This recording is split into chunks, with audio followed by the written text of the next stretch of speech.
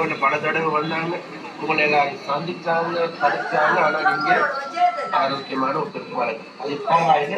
எங்க அரசாங்கம் தானே இந்த பேசப்பட்டது. அரசியல் ரீதியான பொருளாதாரத்தில் நம்ம சதாகாலம் இந்த அரசியல் அரசு துறையிலே மாத்திரம் நம்பி வாழ்றதல்ல நாட்டுடைய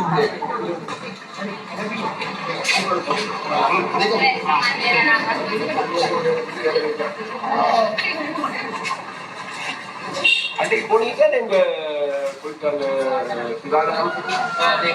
அவர் என்ன சொன்னாரு? வேலைக்கு போறீங்களா? நாங்க செய்ய மாட்டோம் சொல்லி சொன்னாப்பெல்லாம் கொஞ்சம் பிள்ளைங்க கொடுத்துருக்கோம்.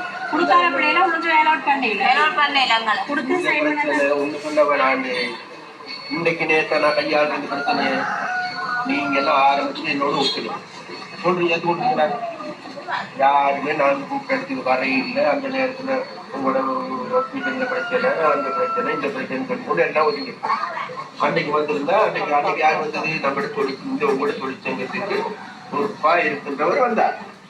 வந்து உங்களோட பேச்சு அவங்க தொழிற்சங்க ரீதியான நடவடிக்கை தானே வெற்றி அளிச்சிருக்குது. அரசியல்வாதிகள் இது வந்து வெற்றி அளிக்க போறது இல்லை. தொழிற்சங்க ரீதியாக அது உங்களுக்கு இருக்கின்ற உரிமை. அந்த வேலைக்காக வேண்டி கொண்டு வந்திருந்தாங்க. ஒரு தடவை பல தடவை வந்தாங்க, உங்களை எல்லாரும் சந்திச்சாங்க, கதைச்சாங்க. ஆனா நீங்க ஆரோக்கியமான ஒருத்தருக்கு வழக்கு அது பரவாயில்ல. இப்ப எங்க அரசாங்கம் தானே, கவலைப்படாதீங்க. கலைந்தையோட நாளைக்கு நான் நாளைக்கு இந்த 17ஆம் தேதி வரை தானே பார்லிமெண்ட் தெரியும். இனி நான் இனி வந்து தனித்தனியான ஆக்களை சொல்றாரு பூஜனம் அரசாங்க அன்றுமாரோட அரசாங்கம் தானே வாக்கள்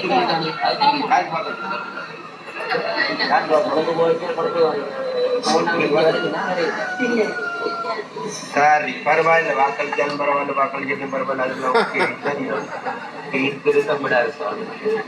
அப்ப இந்த இனி வேற யாரும் ஆக்கி வர போறது இல்லை. அதனால உங்களோட பிரச்சனை தீர்க்க வேண்டியது நாங்க தான். சரியா? அதனால வேண்டி டைம் எடுத்துக்கொண்டு உங்களுக்கு யாரு தலைவர் அப்படி இருக்காங்களா?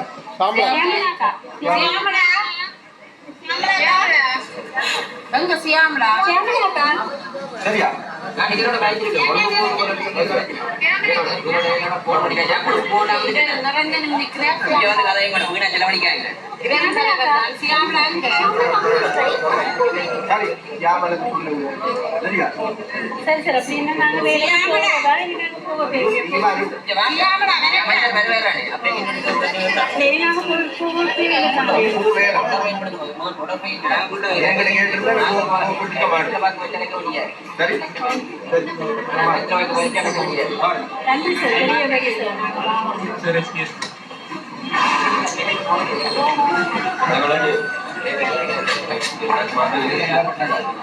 வேலையில 20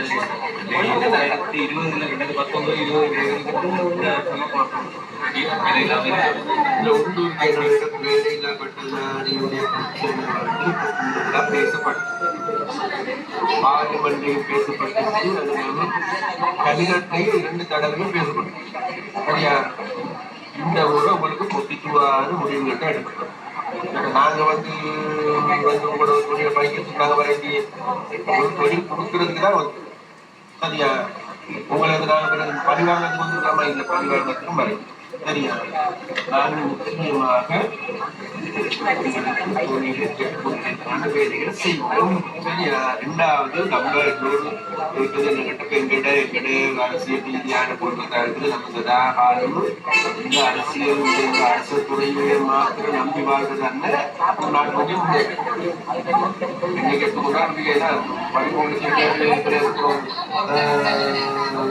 அரசியல் துறையில நம்மள 80 மேல சரியாக முடியாது. அப்ப இன்னைக்கு உண்மையிலேயே நாங்க எல்லாரும் நடவடிக்கை எடுக்கிறோம். சரியா? நாங்க இந்தியாவிலே ஆரம்பிக்கிறதுக்கு போறோம். சரி, அதுக்கான விசேஷம் போய் போட்டுருக்குது. போட்டுக்கிறோம். அதே நேரத்தில் ஒரு உப்பளத்தை நாங்கள் வேலைகளை ஆரம்பிக்க போறோம். அதற்கான வேலைகள் ஆரம்பிச்சிருக்குது. கெமிக்கல் மருந்து கெமிக்கல் ஆரம்பிச்சிருக்கோம், அதுக்கான வேலைகள் போயிட்டு. அதே போன்று இந்த சீனோ நோச்சி போன்ற நிறுவனங்கள் வேலைகள் ஆரம்பிச்சிருக்கோம். இப்போ நாங்கள் சொல்ல வரலைன்னா நாங்கள் நாட்டில் செய்ய வேண்டிய அனைத்து விதமான அபிவிருத்தி வேலைகளையும் நாங்கள் ஆரம்பிச்சோம். அந்த அபிவிருத்தி வேலை கொஞ்சம் மேலே வரக்கூட நிச்சயமாக ஒரு தேவைகளுக்கு நிறைய ஆட்கள் தேவைப்படும். நிச்சயமாக உங்களுடைய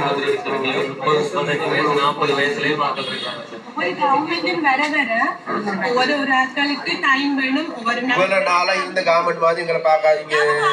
சரியா? நானும் உங்களுக்கு தெரியும் தானே, யாரும் தெரியும் தானே, நானும் ஒரு கேபினட் மினிஸ்டர் தானே, நானும் மத்தாக்கள் மாதிரினா இல்ல. சரியா? ஒரு கவர்மெண்ட் மாறிட்டு எங்கட நாட்டை அபிவிருத்தி செய்யறேன் சொல்றீங்க, உப்பளம் செய்யறேன், அந்த இதெல்லாம் செய்யறேன்னு சொன்னா சார், இது நாங்க 5 வருஷம் சார். அப்ப இனி நீங்க அடுத்த 5 வருஷத்துக்கு இடையில உங்களுக்கு வேலை எப்ப சார் கிடைக்கும்? உங்களோட கவர்மெண்ட் ஆட்சி உங்களுக்கு இந்த மார்ச் மாதம் மார்ச் அல்லது ஏப்ரல் ஏதாவது ஒரு நல்ல தீர்வு கிடைக்கும். உங்களுக்கும் இல்ல எங்களுக்கும் இல்ல சார். 5 ஒவ்வொரு 5 வருஷத்துக்கு நியமனங்கள் கொடுக்கணும். அதுக்கு போராட்டங்கள் வழியா தான் கூடுதல் அரசு நியமனங்கள் வந்து வழங்கி இருக்கு. எங்களுக்கு தெரியாத வழியா தான் 5 வருஷமாக எங்களுக்கு அது கிடைக்கல என்ற வழியா தான் நாங்கள் மறுபடியும் இந்த வேலை எடுத்த கையால போராட்டம் செய்ய வேண்டி இருக்குது சார். சரியான அழுக வருது. எப்படி நாங்கள் எங்களோட பிள்ளைகளை நம்பி இந்த துறையில படிப்பிக்க முடியும்? எங்களுக்கு எங்களோட ஒரு சந்ததி இருக்கு. அந்த சந்ததிகளுக்கு நாங்க பல்கலைக்கழகத்தை எப்படி நாங்கள் வழங்குறது? உங்களோட வேதனமா எங்களுக்கு தெரியாம நாங்க அரசாங்கத்துல 1 மாசம் ஆகுது. நீங்கள் 1 மாசம் ஆகுது. அதைத்தான் சொல்றோம். எங்களோட சமூகத்துல நாங்கள் சரி படிச்சுட்டவங்களுக்கு தனியார் வேலைகளை நாங்க போறோம்னு சொன்னாலும் என்ன சொல்லினா நாங்க ஒரு வேலையை தேடி போனாலும் உங்களோட கையில பிரச்சனை இருக்குது, பட்டம் இருக்குது.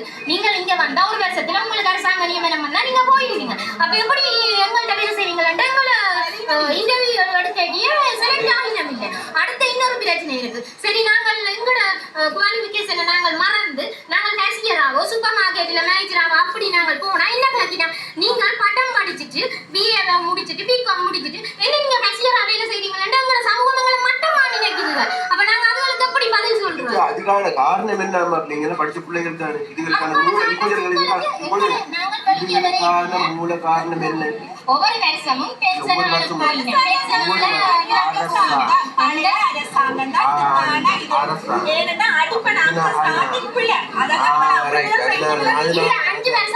எங்களுக்கு வழங்கல. இந்த 5 வருஷமும் ஒவ்வொரு பென்ஷன் முடிய விட்டு ஒரு குறிப்பிட்ட தொகையாக வெளியில போவினா, மற்றது வேற வேற வேலையில பார்த்து போயினா, வெளிநாட்டு இதுக்கு போயினா அவையிட்ட கார்டர்கள் வந்து இருக்குது.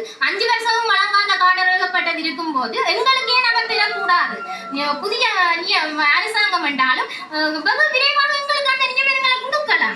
நாங்கள் 2020ஆம் ஆண்டு முடிச்சுட்டு 1ஆம் ஆண்டுல இருந்து 12ஆம் ஆண்டு மட்டும் பாடசாலை படிப்பு, அடுத்தது 5 வருஷம் பல்கலை படிப்பு, அடுத்த 5 வருஷம் வேலை இல்லாம இருக்கணும். நாங்க 22 வருஷமே ஒட்டு மொத்தத்துல என்னன்னு சொல்றது இழந்துட்டோம். உங்களோட வாழ்க்கையில இழந்துட்டோம் சார். அப்ப நீங்க விரைவாக எங்களுக்கு இதை கதைக்கணும். நீங்க பார்லிமெண்ட்ல கதைச்சு எங்களுக்கு விரைவாக வேண்டி தருவணும்.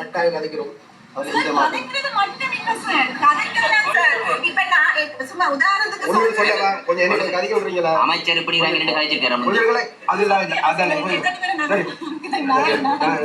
இதனால் வரைக்கும் இந்த நாட்டுல பட்டதாரிகளுக்கு தொழில் வாய்ப்பு யாரும் தெரியுமா? தொழிற்சங்கங்கள் தானே, போராட்டம் தானே. அந்த போராட்டத்துல முன்னுக்கு இருந்தாகத்தான் நான். சரியா? அதனாலமா உண்மையிலேயே உங்களோட வேலை என்னங்கிறது உண்மையில எங்களுக்கு நல்லா தெரியும். சரியா? நாங்க அமைச்சருங்கிறது பாக்குறது இல்லை. நாங்க உங்களோட அண்ணன்மார் தம்பிமார் எங்களை சரியா? நான் கொஞ்சம் அதனால சரியா நிச்சயமாக இந்த பிரச்சனை அதெல்லாம் சொன்னேனே, என்றைக்கும் இல்லாத 2 தடவை எடுத்துட்டு சரியா? ஒன்று தெரிஞ்சாங்க மதிய சாப்பாட்டுக்கு 40,000 பேர் கொடுக்கணும் தானே. கொடுத்த பிறகு கொடுத்தோட அடுத்த மாசம் கிடந்த அப்பாயின்மெண்ட் எல்லாம் கொடுத்து